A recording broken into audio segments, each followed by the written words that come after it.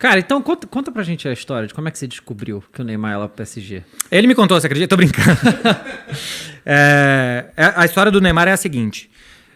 Tanto na história do Neymar como na história do Messi em 2020, que eu gosto mais do que a história do Neymar, porque é o Messi é maior do que o Neymar, então assim, quando a gente fala que o Messi ia sair e tal, que 5 dias depois ele manda um burofax pro Barcelona pra falar que vai sair, essa história eu até acho... Eu fico mais feliz com ela do que com a do Neymar. A do Neymar, a gente ficou sabendo por causa do Dani Alves.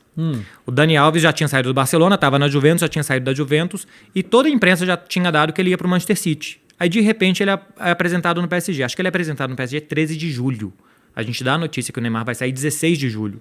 E eu conhecia um pessoal do Dani Alves em Barcelona. Pessoal que trabalhava com ele, muito ligado a ele e tal. Nunca tive contato com o jogador nem com o empresário. Nunca tive. E o pessoal falou, foi pro PSG e tal, né? Falei, ia pro City. Falei, então, o Ney que pediu. Falei, como assim o Ney que pediu? O Ney pediu ele no PSG. Aí eu falei, mas o Neymar tá em Barcelona. Eles falaram, você que pensa.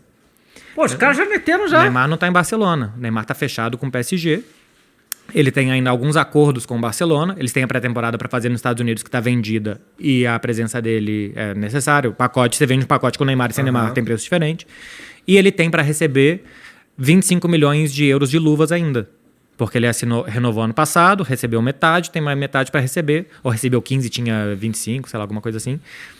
E aí eu fui tentar falar com mais gente, sem contar a mesma história, mas fui conversar com gente próxima ao Neymar e tal, e falava assim, que no Barça é complicado, é que é o time do Messi, né? O Neymar tinha que começar a pensar num time pra ele. E era a mesma coisa que tinha me falado, que o Neymar queria um time pra ele, que aí o PSG era esse time e tal. Então a gente chegou à mesma conclusão.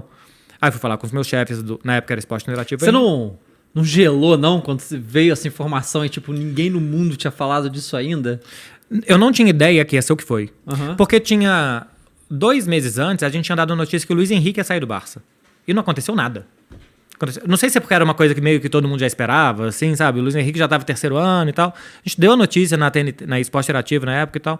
Não fez muito barulho. Então eu achava que a do Neymar, ia ter uns retweets, umas coisas assim, que eu ia participar de mais programa da TV. Olha a ingenuidade. Eu lembro que eu mandei pro pessoal e falei assim, querem gravado ou entro ao vivo? A gente não tinha noção do que ia acontecer. A única coisa que a gente fez antes, eu liguei pros meus chefes, falei, cara, a gente tem isso, isso aqui é muito importante e tal, como é que a gente vai dar?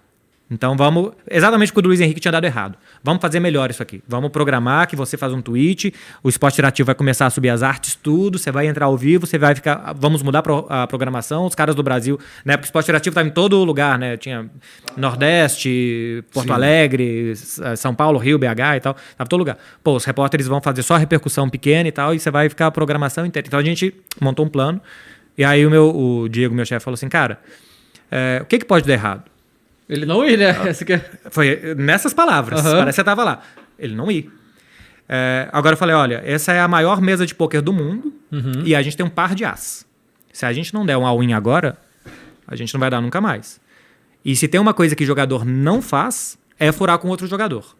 Então, se ele falou, Dani, vai pro PSG que eu tô indo... Aí depois a gente descobriu que no casamento do Messi eles conversaram, que o Barcelona-PSG, a remontada e tal, que o Neymar foi o principal jogador e o Messi saiu em todas as capas do jornal.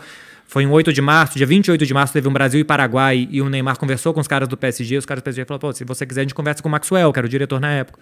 Então a gente descobriu que realmente a coisa foi por aí. Eu falei, se tem uma coisa que o jogador não faz, é romper com o outro. E se ele falou pro Dani, vai, ele vai. Então a gente se sentiu seguro pela cumplicidade que existe entre jogadores. E aí depois que a gente deu a notícia, falou, agora os caras aqui vão ultrapassar a gente, porque o Mundo Deportivo, a Catalunha Rádio, a TV3, os caras têm 10 caras cobrindo o Barcelona. E Barcelona é uma cidade de 1.600.000 pessoas. Então, o dentista de um é o dentista do outro, e o pai de um é o diretor da escola que o outro... Os caras vão saber alguma coisa muito mais do que eu e tal. Além do que eles são jornalistas também, né? Tem lá suas fontes no clube e tal. E acho que a gente manteve bem. Eu fico mais feliz porque a gente manteve bem, conseguiu continuar informando e apurando e tal do que a primeira. A primeira foi sorte, cara. Eu tava tomando um café com um cara e ele me contou. A primeira foi muita sorte. A notícia mãe, assim, foi sorte. Depois, daí, acho que a gente foi bem, assim, na suíte, né? Na repercussão da coisa e tal, acho que a gente foi bem. Então, o se queda do Piquet foi um contratempo grande, porque a gente sabia que os jogadores estavam tentando convencer o Neymar a ficar. Piquet posta uma foto com o Neymar abraçado, se queda, os jogadores do Barcelona começam a comentar palminhas e tal, que bom. Fala, bom, eles vão aqui diminuir a importância desse troço, falar que foi uma especulação da imprensa como tantas outras, e acabou. Isso foi um domingo à noite. A minha fonte trabalha só em horário comercial. Então, de domingo à noite até segunda de manhã, eu fiquei no escuro. Só que eu fiquei no escuro fazendo ao vivo. Falei, ó, aparentemente ele vai ficar mesmo, porque tá fazendo isso e tal, pode ser, não tem nenhuma informação, mas... Então a gente passou ali umas 14 horas ruins mesmo disso. Mas assim, vocês deram falando assim que as informações que vocês tinham apontavam que ele ia pro PSG. Era isso. Mas não sabia que estava fechado, se não tava valor, não sabia nada, né? A gente sabia que o PSG ia pagar a multa, que o Barcelona não ia vender, que o PSG ia pagar a multa, e que era os 200 e tantos milhões. 222 milhões, que o Neymar, que só ia se concretizar daqui a 15 dias. Então era 16 de julho, então, e o Neymar realmente saiu 2 de agosto, foram 15 dias, porque ele ainda tinha atos para fazer e tal, e que os combinados tinham que ser mantidos, porque a gente não sabia se tinha assinado, mas que estava tudo combinado. Então, se os combinados fossem mantidos, em 15 dias ele seria jogador do PSG.